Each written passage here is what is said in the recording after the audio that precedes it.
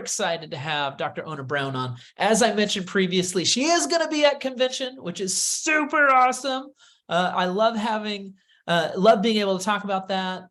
We have the promotion that's going on for the top 10 enrollers. You get to have an exclusive training with her. I hope that you are one of those 10, and then I hope you're the guest of one of those 10. So the 20 people will be able to have this exclusive training with Dr. Brown.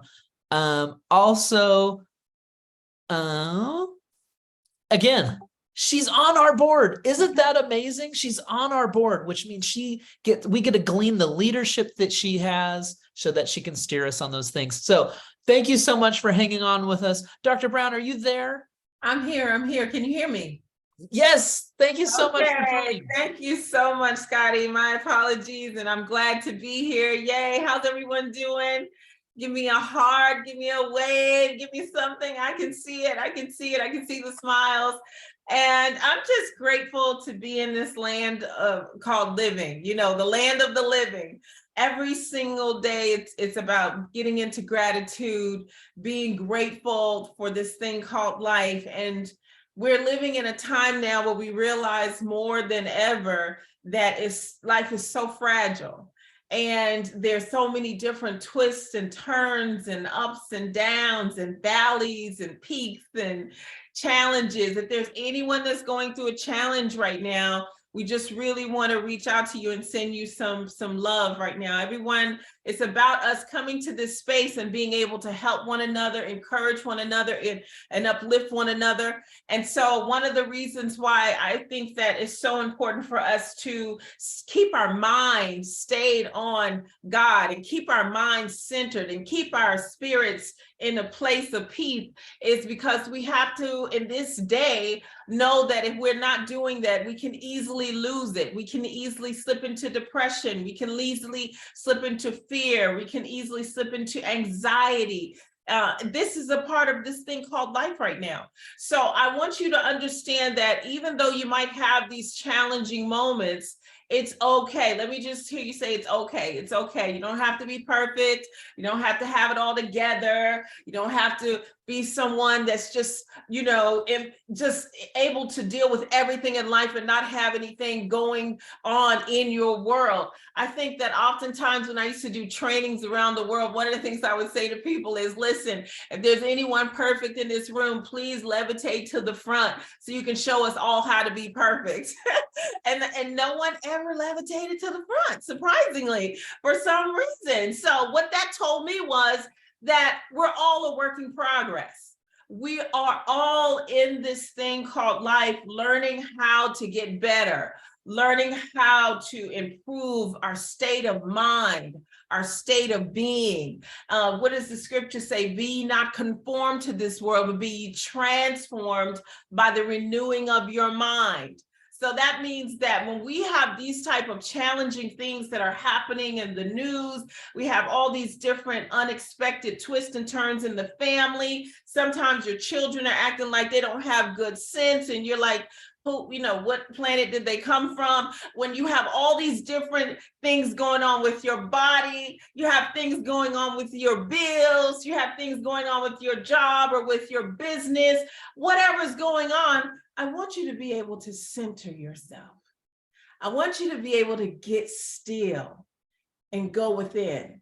I want you to be able to tap into that still, small voice within you and learn how to bathe in the silence. Learn how to do a Selah. Learn how to take a deep breath in and a deep exhale. Let's do it now all together. Big inhale.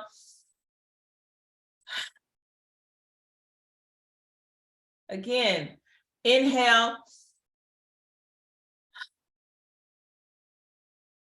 One more time. Inhale.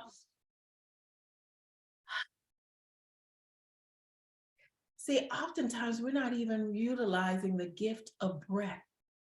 Oftentimes we're taking those shallow breaths. When you get stressed, when you get nervous, when you get overwhelmed, you're doing restricted breathing. We're not utilizing the full lung capacity. So taking the deep breaths, taking the time to center yourself, taking the time to bathe in the silence. And I mean, yes, cutting off the tail light vision, cutting off the phone, having, trust me, you'll still make it. I know you start twitching a little bit when you turn off your phone, but you'll make it. You'll be okay. And it's amazing. The world doesn't stop when you turn off your cell phone. I tried it. I was shocked. Everybody was still doing everything they needed to do. When I treat myself to an hour or two of no cell phone, and it's amazing the amount of stillness that can come into the room. It's amazing how much peace we have already inside of us that's waiting to be accessed, that's waiting to be tapped into. And so I just want you, as you're going about building your business, as you're going about doing what you have to do for everyone else, the family, the children, the church, the community, as you're doing all the things that you have to do, I want to make sure that you're taking care of you. I want to make sure that you are giving yourself what you need in order to be at your best. And so we talked about being still, and we've talked about how now we need to talk about how can you fill up your cup? What does it take to fill up your cup? I want you to put into the comments how you fill your cup up, okay? Because some of us, our cup is a little empty. And when the cup gets empty, it's tough and rough to do the things that we're supposed to do. We don't really get the best thing. Oh, the grandkids fill up the cup. I thank you. I forgot. I didn't see who said that. Karen said, laughing fills up my cup. That's good. And joy. Someone else said meditation. Okay, I see that. I see that filling up your cup is what you want to do. And everyone has a different way to do it. Friends and family. That's so good. Ooh, who is that said they have 12 grandchildren? I love it. Someone said worship, daily devotional. Yes, live music. Live music does it for me. Yoga, massage. Thank you, Sharon. That's good. Filling up your cup. So you have these things that fill up your cup. And the question is it on your calendar? Are you scheduling it? Or you're just allowing it to happen when it happens, how it happens? Okay, Lily, she said time on the dance floor. We've got to see those dance floor moves when we get, I'm sure there's going to be some dancing in Charleston. So hopefully we'll get to see what Lily has. Okay. All right. So Zumba. Ooh, Zumba sounds nice. BFF and wine. Is that red wine? Okay. Okay, good. So you all have the things that fill up your cup, and I love it. So what I want you to do is to make sure, okay, Lily, we're going to dance. Don't forget. Okay. Make sure that you have this on your schedule, that you're giving this to yourself on a regular basis. Why? It's for your mental well-being. It's for your spiritual well-being. It's a part of giving yourself what you need to be at your best. And so you don't want to cheat yourself. You don't want to put yourself in a place of not having what you need in order to give everything out that you're giving out on a day-to-day basis. And so this is very important for you. And I want you to honor yourself and give yourself the best care that you can. Anybody want to admit that you're not treating yourself as good as you know you should be treating yourself? Does anyone want to admit that? Okay, I see a hand go. I see it. Okay, good. It's not just me. So how can we start to make a commitment now to be better to ourselves? Let me hear you say, I'm going to be better to me. I'm going to be better to me. I deserve it. I deserve first-class treatment. We get upset when other people don't give us first-class treatment, but then we give ourselves raggedy treatment all the time. So I'm going to hold you accountable to giving yourself first-class treatment. And why? Because we teach others how to treat us. And why? Because you deserve it. You deserve it more than you can ever begin to imagine.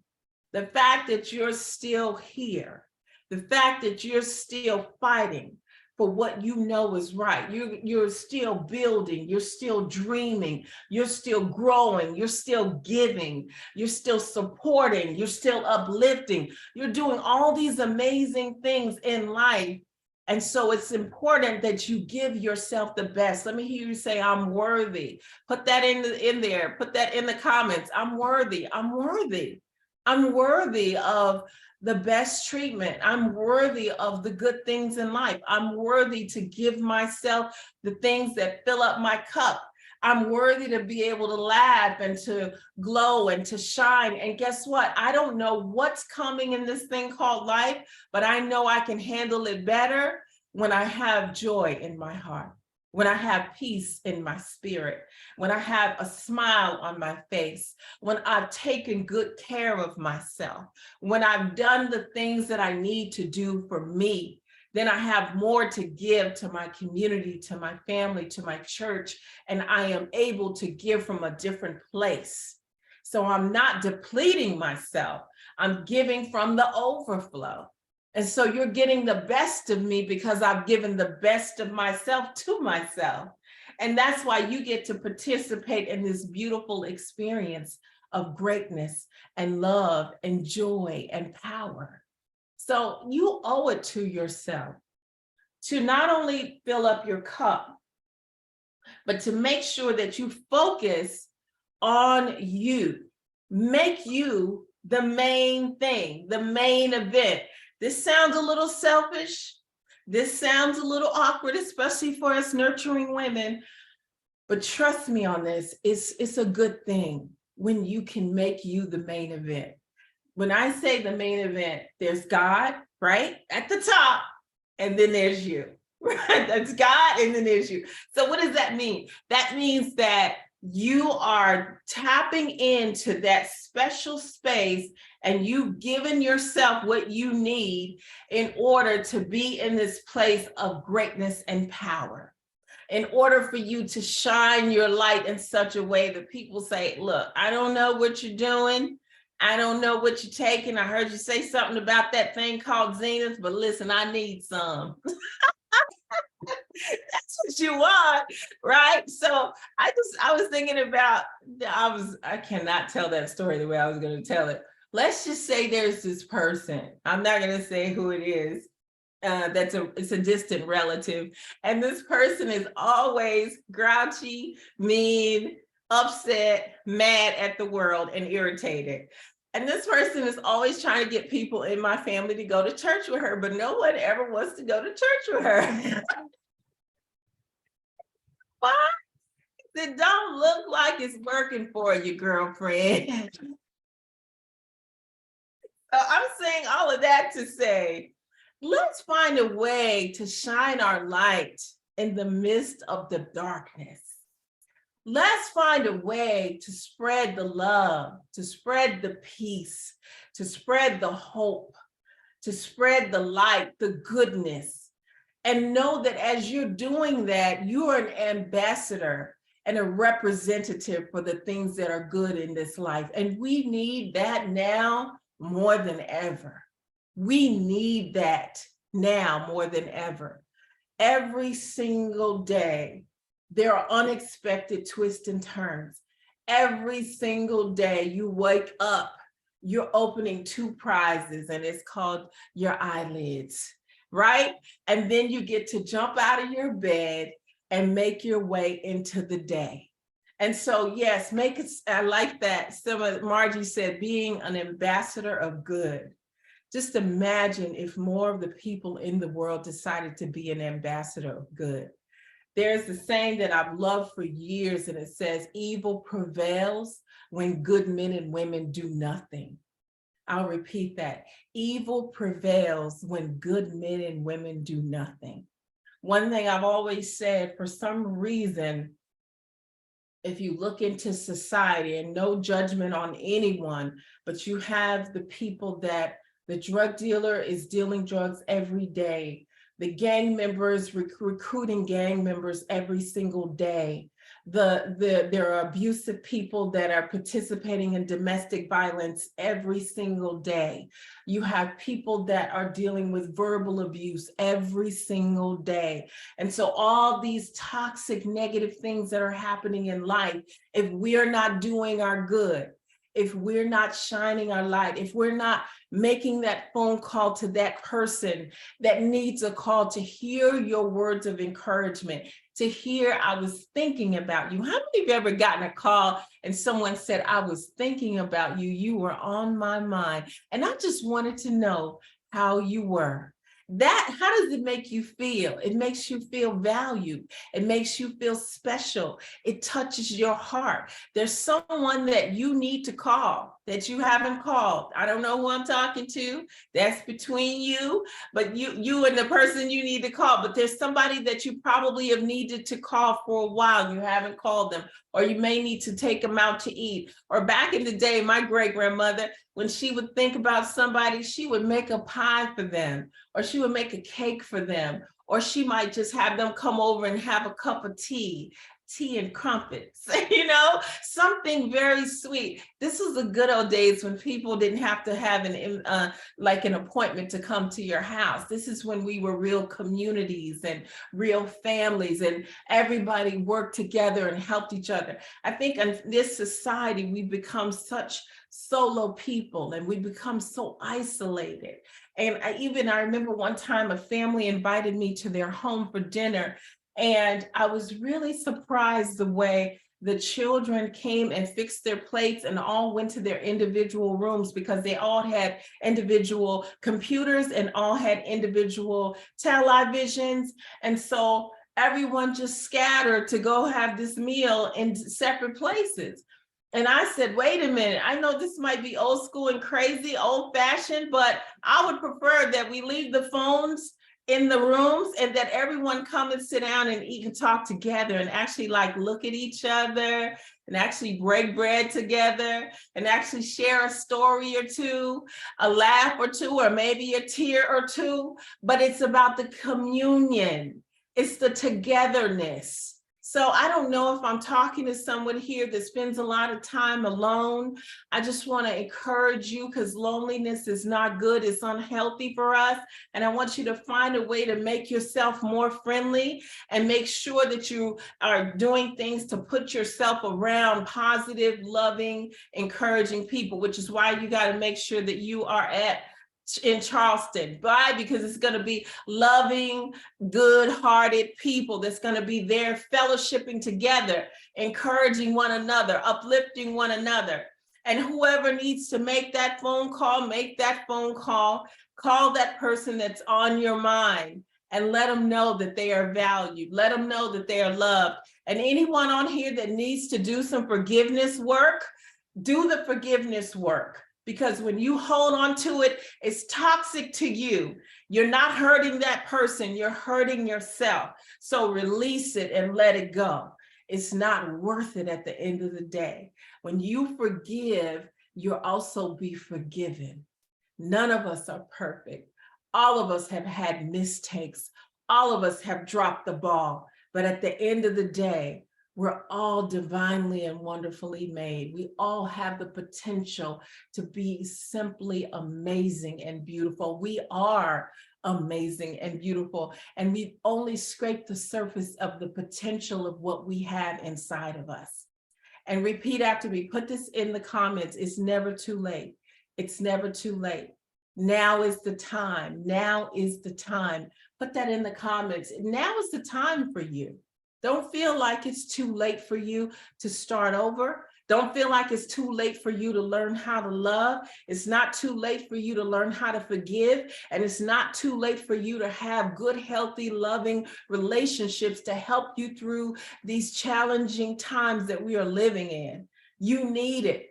And there are people that need you. I've said it so many times, and I'll say it over and over again. You are the answer to somebody's prayer. You are the answer to somebody's prayer. So keep being amazing, and just know that we believe in you and we love you. And I felt a heaviness this week myself, just things that have happened in the news and different things that I heard about, and just encouraging my grandmother. I have a grandmother who's 98 years old. And when you have conversations with your grandmother, and she's seen life, she's almost been here 100 years. She'll be 99 in July.